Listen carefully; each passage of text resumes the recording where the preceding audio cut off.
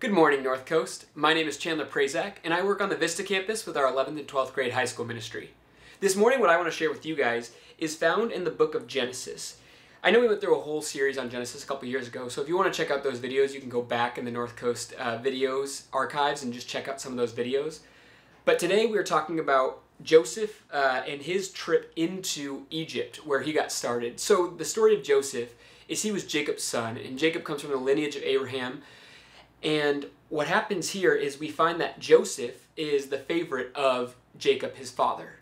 Now he has 12 other brothers who are kind of jealous of the fact that he's the favorite. Just like any person out there who you feel like the favorite, you know your siblings often don't like you. Or if you have a sibling that you think is the favorite, you don't enjoy being around them oftentimes because you feel that constant tension.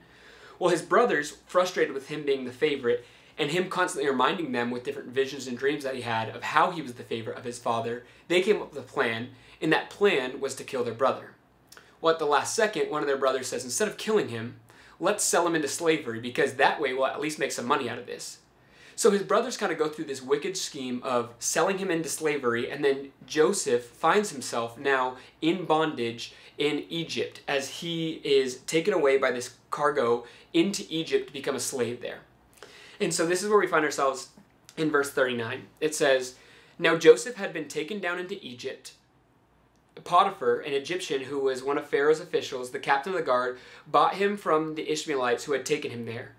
The Lord was with Joseph so that he prospered, and he lived in the house of his Egyptian master."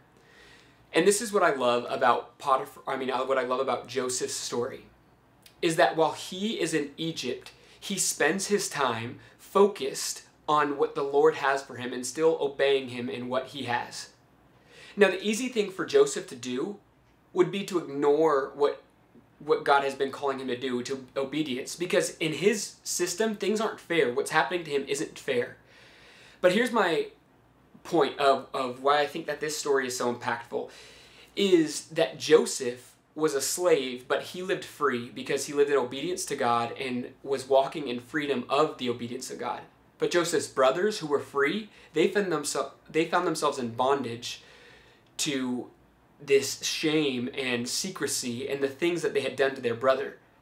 And this is what I want to offer to you guys this morning as you go about your day, is that we have the opportunity, despite our circumstances, to live in freedom because of what God has offered us. And a lot of us oftentimes feel like we are the brothers in this situation, where we have secrets and shame and different things going on in our life that we don't want to share, that we don't want to bring up, because we feel like that's what freedom is. Freedom is having people look at us and say that you guys live a good life, that you're this good person on the outside.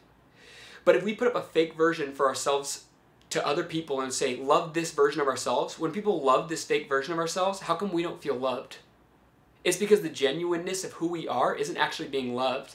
And so I want to challenge you guys that if there's things that are going on in your life, secrets that you've been holding, or things that are just holding you down, don't be afraid to share that with your growth group or someone in your life. You can come to your life group and you can say, hey, this is what I'm walking through. This is what I'm going through.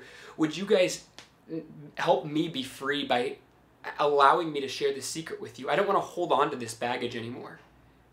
And his brothers, even though they seemed to be free in their daily lives, were actually chained up to the things that they had done. But Joseph got to live in such freedom. Even being a slave in the midst of his circumstance, he said, regardless of what is happening in my life, regardless of the oppression that he faced, he lived in freedom because he constantly obeyed and followed God. And that's my other challenge to you guys, is regardless of your situation, however trapped you feel, if you feel just change in your situation, like you can't become free, you feel bullied, oppressed, down in your situation, whatever it may be, whether it's cancer, strife, or someone just being hard on you in your life, know that you have the opportunity to still live free in obedience to God. And I'm not going to say that everything's going to work out like it did for Joseph, where you might become the second in command of whatever you think. Because sometimes in this life it doesn't work out. But we know on the other side of eternity it does, that we get victory and triumph, and that we get to be found with Jesus, and when he gets to say, well done, good and faithful servant, because of our obedience to him. So 2 challenges for you guys this morning as you go about your day. If you find yourself bondage to secrets and shame, share that with someone. Invite someone into that so you can feel free. And if you feel oppressed by your situation, just know that freedom is found in Christ, and you can walk around in obedience to him, knowing that you are free and liberated. I hope that's encouraging to you guys as you go about your day, and have a great day, North Coast.